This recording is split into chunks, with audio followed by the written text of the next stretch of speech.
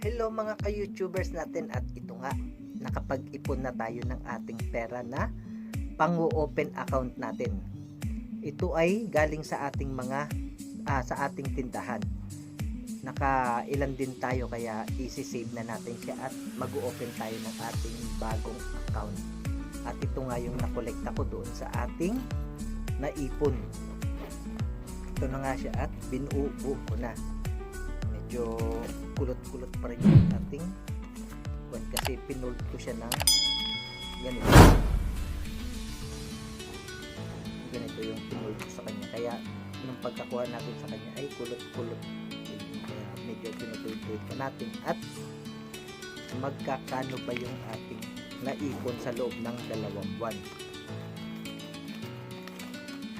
At ito nga, 1, 2, 3, 4, 5, 6, 7, 8, 9, 10, 11, 12, 13. Ayan.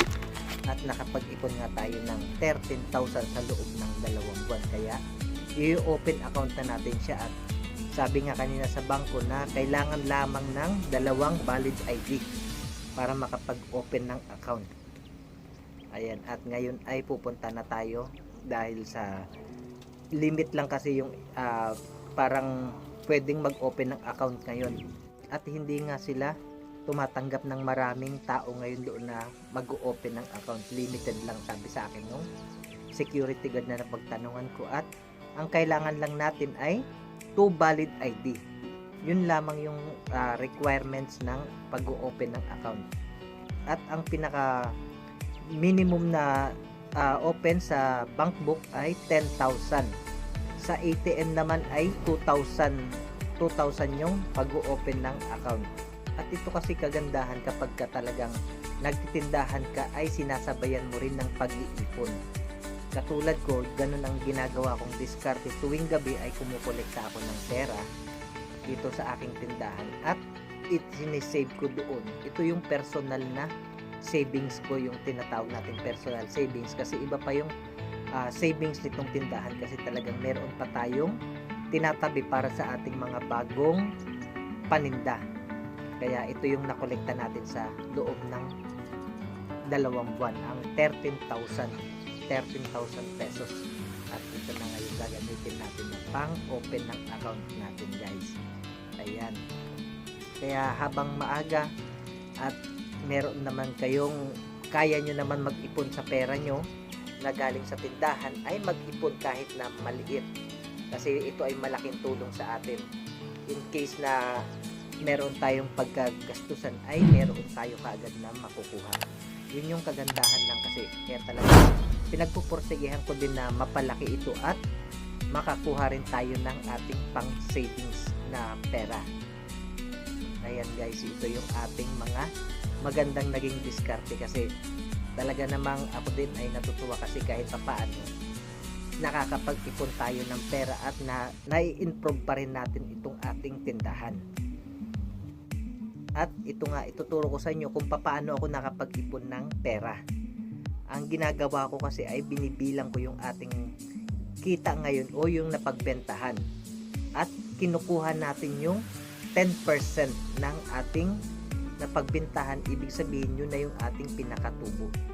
Kaya importante talaga na merong kumbaga meron kang mga ginagawang dito sa iyong tindahan, yung baga parang mga nagre-record ka ng iyong mga daily sales, kasi doon mo makukuha yung percentage kung magkakano ba dapat ang kukunin mo sa iyong savings at kung magkakano ba yung dapat mong makuha para sa iyong tindahan. Ganun kasi yung ginagawa ko, kaya kahit na papaano ay hindi malulugi yung tindahan ko kahit na kinukuhanan ko siya ng pera, kasi yun ay sapat lamang sa kung magkakano ba ang tinubo ng aking tindahan. I-minus nyo na rin ng inyong mga expenses.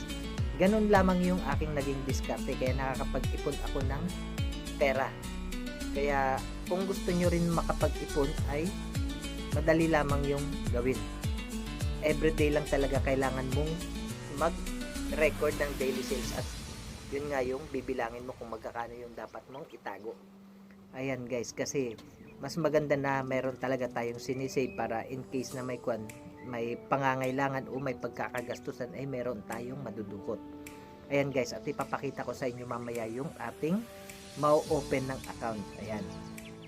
At ito na nga guys, hindi tayo nakapag-video sa loob ng bangko kasi bawal. At ipapakita ko na lang sa inyo yung ating na-open ng account. Ito yung ating na-open na account. Ano siya? Metro Bank. At ito na nga yung ating Metro Bank. So, open lamang natin siya ngayon. Ayan. September 22. Ito na yung ating open lang natin siya ngayon. Ayan. September 22. Ayan. At nakapag-open na nga tayo ng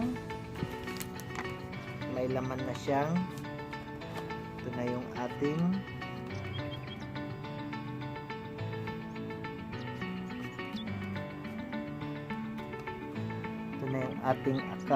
laman ng ating account. Ayan, meron na tayong 13,000. Ayan. Ito na yung ating na-open ngayon na galing sa ating sari-sari store. Dito natin kinuha yung ating in-open ng account. Ayan.